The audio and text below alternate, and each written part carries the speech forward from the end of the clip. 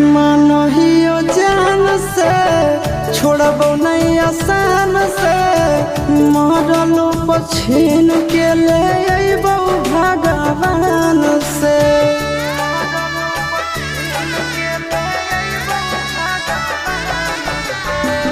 मानहियो जान से छोड़बो नहीं आसान से मरलो पछीन के ले अइबो भगवान से।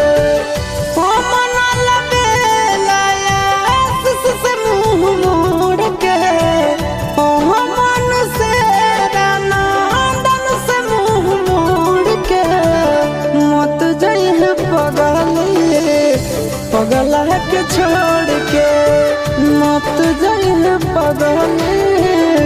पगला के छोड़ के।